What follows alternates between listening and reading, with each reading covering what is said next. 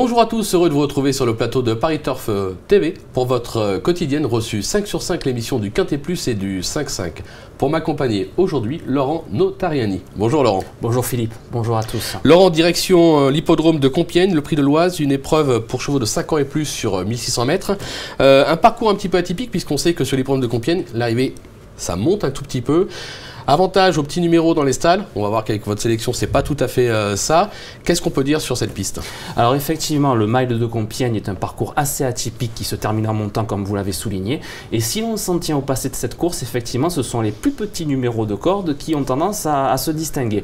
Maintenant, si les courses étaient écrites à ce point, ce serait trop simple. Tout à fait. Donc, et puis on s'aperçoit quand même que pas mal des chevaux qui sont en forme, qui sont en vue et qui sont présentés en confiance, ont hérité de numéros en dehors. Après voilà, ils ont je pense suffisamment de qualité pour essayer de passer outre ce petit désavantage.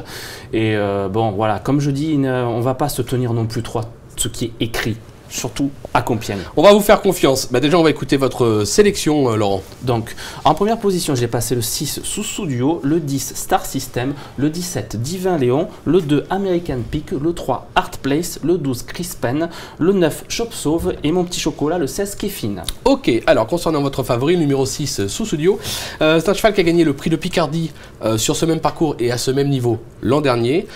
Ses deux premières sorties de l'année attestent sa forme puisque 2 accessites à la clé, assez logique de le retenir assez haut.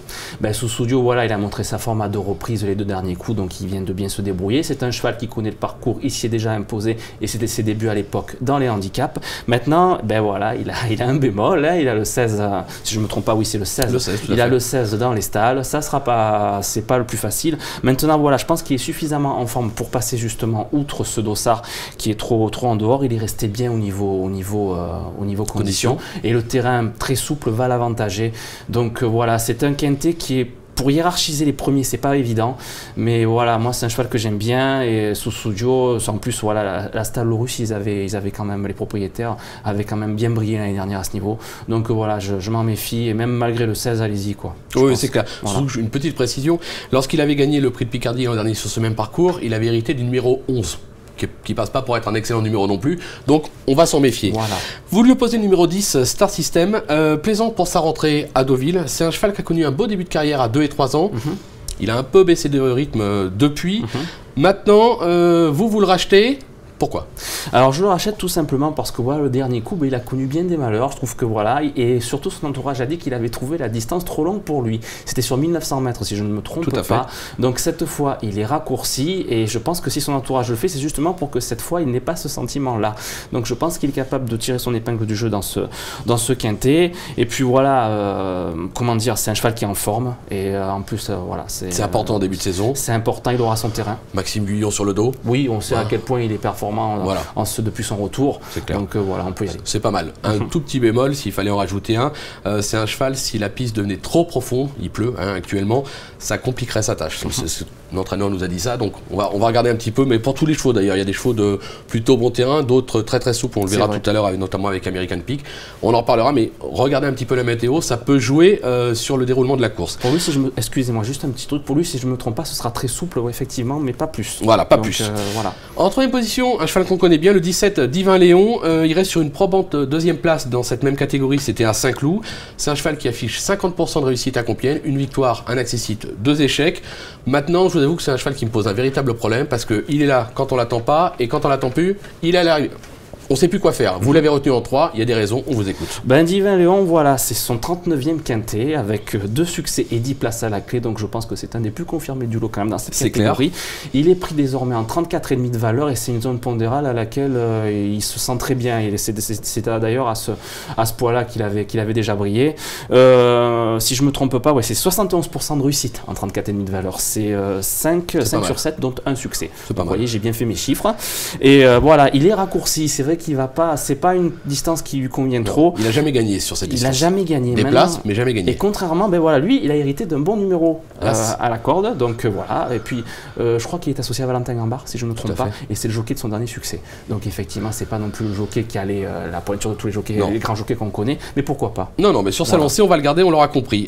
On arrive à ce fameux numéro 2, American Peak, on en parlait juste avant, 2 sorties cette année dans cette catégorie, et déjà un accessite et une victoire. C'était une deuxième place à Cannes-sur-Mer, une victoire à Saint-Cloud, ce qui lui vaut de porter 4 kilos de pénalité.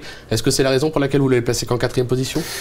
C'est peut-être un petit peu la raison pour laquelle je l'ai placé en bas. Alors, je sais évidemment que son entraîneur est très confiant avant le coup. D'ailleurs, il est doublement représenté. Il aura Exotique aussi dans cette. Triplement représenté. Triplement, excusez-moi, pardon. Avec il aura Exotique, il aura qui d'autre, donc je n'ai pas. Je n'ai plus en mémoire, mais on va le retrouver avant la fin de l'émission. Voilà. Et donc c'est vrai que voilà.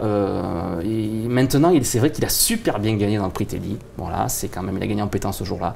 Donc il peut peut-être passer outre. Mais bon, 4 kilos, c'est beaucoup quand même. Ah, c'est pas simple à faire. Mais on va voir ce que l'entraîneur va nous dire. On va voir. On écoute Didier Pronhomme puisque Stevie Dousseau est allé à sa rencontre. Il nous parle des chances du numéro 2, American Peak. American Peak a bien gagné pour sa course qui était l'objectif de début d'année. Il avait trouvé son terrain, une piste qui fait très bien. Là, il avait bien couru quand il était chez Cricket dans un gros handicap à Compiègne. Il avait bien fini, il avait été monté en attendant. Je me souviens du cheval ce jour-là. Et nous, on le monte de façon plus offensive. Il a tiré le 12, mais je pense que c'est un cheval qui a besoin d'avoir ses aises, donc c'est pas gênant. Par contre, il aime vraiment un terrain très souple, voire lourd. Il est quand même beaucoup plus performant. Donc j'espère que la pluie annoncée va arriver pour que ça soit le cas. Je pense pas que la surcharge ait une grande incidence sur un cheval qui a un tel physique. Le cheval est bien à l'entraînement. Je pense que sa place, si le terrain est lourd, dans les 3 premiers. Bon, voilà. On l'aura compris, c'est un entraîneur confiant, pas trop inquiet par rapport à la surcharge pondérale. Le terrain, c'est vrai qu'il lui faut un terrain très très souple, mais bon, il est très très confiant. Entre-temps, on a réussi à retrouver le 3e représentant des Pronhomme. C'est une représentante, c'est le numéro 5, Sachlika, avec donc Exotique. Il aura donc 3 partants au départ de cet événement, donc on va s'en méfier de ce numéro 2. Hein. C'est un cheval qui peut même doubler la mise. On a vu effectivement en plus la qualité que ces pensionnaires ont montré cet hiver à Cagnes. Voilà, ils vont continuer certainement sur le relancer dans la capitale. C'est clair. Je vous rappelle en passant que le 4e est payé sur le turf et le 4e donc c'est ce numéro 2 American Pink, donc on va le regarder avec attention. Pour conclure avec le numéro 3 Artplace, alors là faut vous m'expliquer Laurent, parce que c'est un cheval qui a engrangé l'essentiel de ses gains sur les sprints, 1000-1200 mètres. Très très peu d'expérience sur 1600, je crois que c'est une tentative et encore c'était un échec. Vous le placez, faut me dire pourquoi. Si vous avez vu comme moi la dernière course, donc c'était le prix du Massif des Trois Forêts, je pense que vous l'avez vu, il a eu tous les malheurs du monde à s'exprimer dans la ligne droite. Donc effectivement, il est plus confirmé sur des distances plus courtes. Maintenant, il a été supplémenté pour ça, et vu ce qu'il a fait le dernier coup, c'est qu'il est en forme. C'est clair. Donc franchement, puis Sacha Smerzak, donc son entraîneur, c'est quelqu'un voilà, qui engrange des bonnes performances dans les quintés. Moi c'est pareil, c'est un cheval qui me plaît bien. Ouais, voilà. On va dire que c'est un petit coup de poker parce que c'est un peu une course de test, surtout à Compiègne. 1600 mètres à Compiègne en montée, faut quand même avoir un petit brin de tenue pour finir. C'est un cheval qui a surtout fait ses preuves sur 1000-1200 mètres, on ne le répétera jamais assez, mais je pense que si, comme vous dites, s'il le présente là, c'est qu'il sait que le cheval tient et qu'il est capable de faire de belles choses. Il a hérité du 11 dans les stalles. On a vu tout à l'heure que ce studio avait gagné un quintet sur ce parcours avec le 11 dans les stalles. Ça peut être un signe.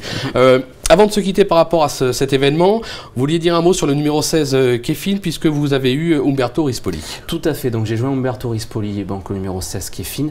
Il a été pénalisé le dernier coup suite à sa victoire à Toulouse, mais c'est un cheval apparemment qui est capable de monter de catégorie avec de certaines ambitions. Donc voilà, moi j'aime bien ce cheval et puis j'aime bien ce jockey. D'accord. Et donc c'est un cheval, voilà, bon, le dernier coup ça m'a plu. Et Jérôme Régnier est loin d'être négatif. C'est clair. Donc voilà, pour une petite cote sympa. On va s'en méfier, ça peut être une cote, c'est le numéro 16. Voilà. Ça peut être sympa. Puis Umberto Rispoli, on connaît sa réussite depuis qu'il est arrivé en France. C'est un jockey vraiment de grand talent. Laurent, merci. On va conclure avec quoi? Avec une petite pépite dans la Réunion. Je sais que vous nous avez repéré un petit cheval. En plus, vous prenez des risques puisque de mémoire, c'est un débutant.